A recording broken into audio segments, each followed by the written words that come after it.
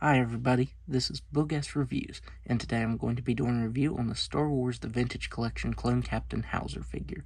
So before we take a look at Howzer, let's take a look at the accessories that he comes with. So first up, you get his helmet, and this looks very nice. I believe this was used on a previous Clone Trooper figure. The blue deco on his helmet looks very nice with some nice wear to it. That looks really cool. I do wish it would have had just a little bit of silver on it like his pauldron right here. I think some printed silver on top of that would have looked good. But overall, this is a pretty cool looking helmet. And finally, he comes with his blaster. I want to say this is a new mold for the blaster. Since the last time I was into the vintage collection, I believe the blasters look slightly different, so this might be a new mold. So now let's go ahead and take a look at his head sculpt without the helmet on. So taking a look at this head sculpt, Hasbro did an amazing job on this. It really looks like Temuera Morrison. That just looks really good. They did a good job of making this look realistic from how he looked in the animated show. That looks really good. If I did have one complaint, it's that the shaved part of his head is just painted on, and I think it would have looked better printed on. I think that would have looked really good to print that on instead of just paint that with solid paint on. But other than that, this head sculpt is phenomenal and really looks like him. As I said, the pauldron has some very nice silver printed on it. That looks really good. My complaint is it's very loose on the figure, though. I do wish Hasbro would have glued that down, because whenever I'm posing the figure around, it'll end up like right here, or in the front like that, so it would have been nice if they would have glued that down. The scratches and wear on his armor looks very nice. I like how the blue lines are scuffed up right there, and you get some silver printed on his armor. That looks very nice. The body glove has some really cool texturing to it. I'm not fond of these hips. These use the old style of hips where you have to move the hips like that and then kick forward. The Hunter figure I have, he actually has ball-jointed hips that can move forward, but with these you have to swivel them up like that. And then you can see that production number right there, and I don't like the way that looks. I honestly just don't like the way that looks, period, because then you have to turn it like that.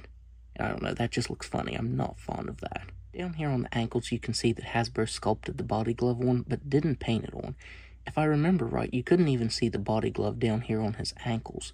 But yeah, that looks funny, that texturing being there and it just being cast in white. I'm also not fond of these ankle joints. They don't have any rockers, so it's a little tough to get him to stand. Because if you try to get him in a normal pose, then his feet are always going to be angled out like that because he doesn't have any rockers. It is possible to get him posed like that, but you can see the way his feet are leaning, and I don't like the way that looks. So now let's go ahead and go over his articulation. So let's go ahead and take that off. He has a ball-jointed head that can look up slightly, can move down just a little bit. He can move his head side to side, and with that helmet on, the range of motion is about the same. He has shoulders that can only move out that far. Would have been nice if they could have moved out just a little bit more, but you'd probably get the plastic chewed up if you do that. He has single jointed elbows that can bend in all the way, hinge at their left wrist that can move up and down and side to side, and a swivel on this side that can move up and down side to side. He has a ball jointed diaphragm that can move back just a little bit. Can't move forward at all, but he can move side to side. He has these old hips, so if you want to get him kicking forward, you have to do that. And to get him kicking back, oh, that's going to chew the plastic up. So yeah, you don't want to do that. He has single jointed knees that can bend back all the way, and swivel the ankle that can move down just a little bit, up all the way, and side to side. So now, let's do some size comparisons. So first up, here he is next to Hunter, the best articulated Clone Trooper figure I have, and I really wish he would have had a similar articulation scheme to Hunter because he has some amazing articulation. Howzer having this kind of articulation feels like a step back. Here he is next to the old Attack of the Clones Orn Free-Ta. And finally, here he is next to the old Black Series 3-inch Captain Rex figure. And I need to look into seeing if they actually made a new clone Captain Rex figure. This one's pretty good, but the articulation is very dated on the figure. So overall, Howzer isn't a bad figure, but I'm really not fond of his articulation scheme. Like I said, I got Hunter, and I was blown away by his articulation.